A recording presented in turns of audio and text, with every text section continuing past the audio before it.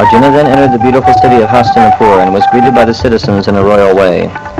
King Yudhisthira was overjoyed at the return of his brother, and heard from him how he had single-handedly subjugated the whole world. The kings of all provinces of the planet Earth then came to the city of Hastinapur and were respectfully received by Maharaj Yudhisthira.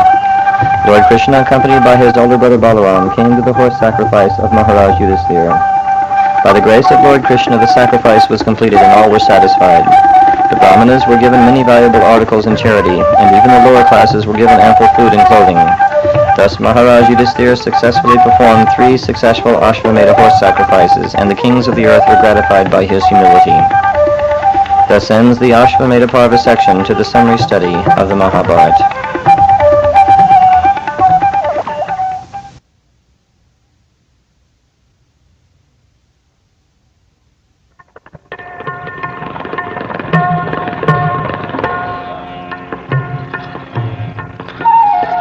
The Mahabharata, Ashramavasika Parva. King Dhritarashtra quits home. As previously explained, Vidura had quit his brother's palace because of the offenses of Duryodhana. He did not take part in the battle of Kurukshetra. While traveling on pilgrimage, Vidura received knowledge of the destination of the self from the great sage Maitreya, and then returned to Hastinapur. He did this 36 years after the battle of Kurukshetra. Vidura felt that he had become contaminated due to the association of Duryodhana, Shakuni, and others. He therefore did not go directly to Lord Krishna for protection. He desired to first purify himself by traveling to different places of pilgrimage. After receiving transcendental knowledge from Maitreya, he came back to Hastinapur to try to save his elder brother, who was at the fag end of his life. When Vidura returned to the palace of his brother, all the inhabitants, such as Maharaj Yudhisthira, his younger brothers, Dhritarashtra, Satyaki, Sanjaya, Kripacharya, Kunti, Gandhari, Draupadi, Subhadra, Uttara, Kripi, and many other wives of the Kauravas and other ladies with children, all hurried to see him in great delight. It so appeared that they had regained their consciousness after a long period. They all offered their obeisances and welcomed each other with embraces. Due to anxieties and long separation, they all cried out of affection. King Yudhisthira then arranged to offer sitting accommodations and a reception. After Vidura ate sumptuously and took sufficient rest, he was comfortably seated. Then the king began to speak to him, and all who were present there listened. Maharaj Yudhisthira said, "My uncle, do you remember how you always protected us along with our mother from all sorts of calamities? Your partiality, like the wings of a bird, saved us from poison and arson. While traveling on the surface of the earth, how did you maintain your livelihood? At which holy places of pilgrimage sites did you render service? My lord, devotees like your good self are verily holy places personified. Because you carry the personality of Godhead within your heart, you turn all places into places of pilgrimage. My uncle, you must have visited Dwarka. In that holy place, our friends and well-wishers, the descendants of Yadu, are always wrapped in the service of Lord Sri Krishna. You might have seen them or heard about them. Are they all happily living in their abodes?" Thus being questioned by Maharaj Yudhisthira, Mahatma Vidura gradually described everything he had personally experienced, except news of the annihilation of the Yadu dynasty. Vidura was very compassionate and could not stand to see the Pandavas distressed at any time. Therefore he did not disclose this unpalatable and unbearable incident, because calamities come of their own accord. Thus Mahatma Vidura, being treated just like a godly person by his kinsmen, remained there for a certain period just to rectify the mentality of his eldest brother, and in this way bring happiness to all the others. Insurmountable eternal time imperceptibly overcomes those who are too much attached to family affairs and are always engrossed in their thought. Mahatma Vidura knew all this, and therefore he addressed Dhritarashtra, saying, "My dear king, please get out of here immediately. Do not delay. Just see how fear has overtaken you. This frightful situation cannot be remedied by any person in this material world. My lord, it is the Supreme Personality of Godhead as eternal time that has approached us all. Whoever is under the influence of Supreme Kala must surrender his most dear life, and what to speak of other things, such as wealth, honor, children, land, and home. Your father, brother, well-wishers, and sons are all dead and passed away. You yourself have expended the major portion of your life, and your body is now overtaken by invalidity, and you are living in the home of another. You have been blind from your very birth, and recently you have become hard of hearing. Your memory is shortened, and your intelligence is disturbed. Your teeth are loose, your liver is defective, and you are coughing up mucus. Alas, how powerful are the hopes of a living being to continue his life. Verily, you are living just like a household dog and are eating the remnants of food given by Bhima. There is no need to live a degraded life and subsist on the charity of those whom you tried to kill by arson and poisoning. You also insulted one of their wives and usurped their kingdom and wealth. Despite your unwillingness to die and your desire to live even at the cost of honor and prestige, your miserly body will certainly dwindle and deteriorate like an old garment. He is called undisturbed who goes to an unknown remote place and, freed from all obligations, quits his material body when it has become useless. He is certainly a first-class man who awakens and understands, either by himself or from others, the falsity and misery of this material world, and thus leaves home and depends fully on the personality of Godhead residing within his heart.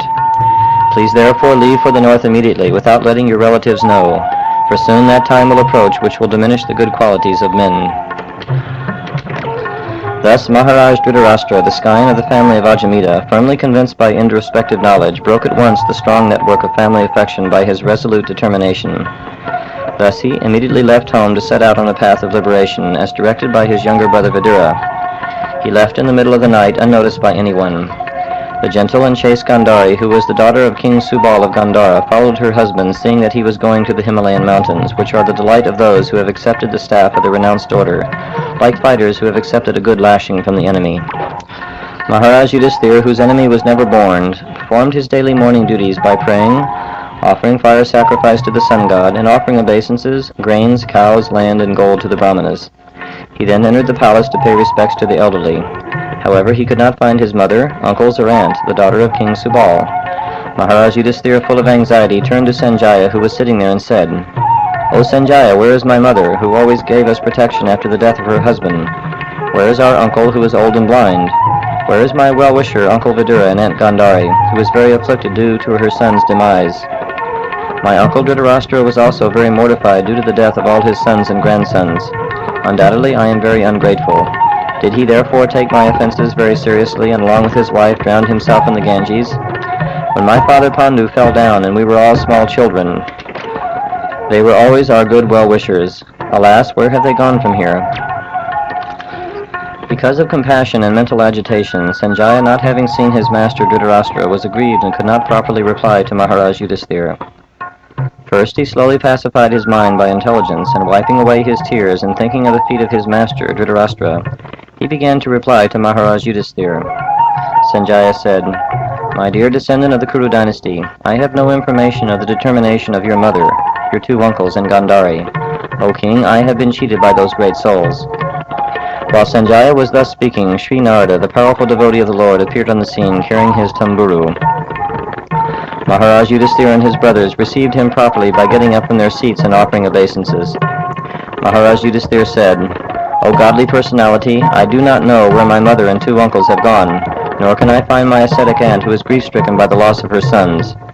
You are like a captain of a ship in a great ocean, and you can direct us to our destination." Thus addressed, the godly personality, Devarshi Narada, greatest of the philosopher devotees, began to speak. Narada Muni said, "O pious king, do not lament for anyone, for everyone is under the control of the Supreme Lord. Therefore all living beings and their leaders carry on worship to be well protected.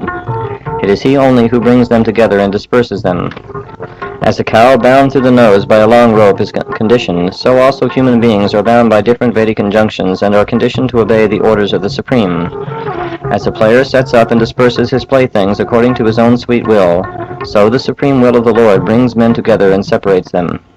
O king, in all circumstances, whether you consider the soul to be an eternal principle, or the material body to be perishable, or everything to exist in the impersonal absolute truth, or everything to be the inexplicable combination of matter and spirit, feelings of separation are due to illusory affection and nothing more.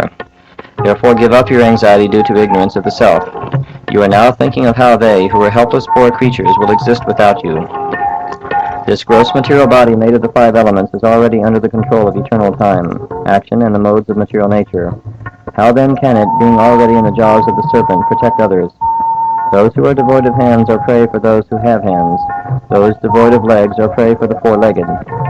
The weak are the sustenance of the strong, and the general rule holds that one living being is food for another. Therefore, O king, you should look to the Supreme Lord only, who is one without a second, and who manifests himself by different energies, and is both within and without. That Supreme Personality of Godhead, Lord Sri Krishna, in the guise of all-devouring time, has now descended on earth to eliminate the envious from the world. The Lord has already performed his duties to help the demigods, and he is awaiting the rest. You Pandavas may wait as long as the Lord is here on earth. O king, your mother Kunti, your uncle Dhritarashtra, his brother Vidura, and his wife Gandhari have gone to the southern side of the Himalayan mountains, which are the shelters of the great sages. The place is called Saptarota, because there the water of the sacred Ganges were divided into 7 branches. This was done for the satisfaction of the 7 great rishis. On the banks of the Saptarota, Dhritarashtra is now engaged in beginning Astanga Yoga by bathing 3 times daily in the morning, noon, and evening, by performing the Agnihotra sacrifice with fire, and by drinking only water. This helps one control the mind and the senses and frees one completely from thoughts of familial affection. One who has controlled the sitting postures and the breathing process can turn the senses toward the absolute personality of Godhead, and thus become immune to the contamination of the modes of material nature, namely mundane goodness, passion, and ignorance.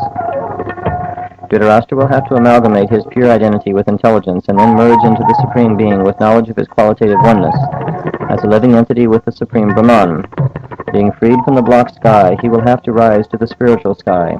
He will have to suspend all the actions of the senses, even from the outside, and will have to be impervious to the interactions of the senses, which are influenced by the modes of material nature. After renouncing all material duties, he must become immovably established beyond all sources of hindrances on the path. O king, he will probably quit his body on the 5th day from today, and his body will turn to ashes. While outside observing her husband, who will burn in the fire of mystic power along with the thatched cottage, his chaste wife will enter the fire with rapt attention. Upon observing the forest and the area burning in flames, your mother Kunti will also enter into the fire to give up her life. Vidura, being affected with delight and grief, will then leave that place of sacred pilgrimage. Having spoken thus, the great sage Narada, along with his Vina, ascended into outer space. King Yudhisthira kept his instruction in his heart, and so was able to get rid of all lamentation. Thus ends the Ashramavasika section to the summary study of the Mahabharata entitled Dhritarashtra Quits Home.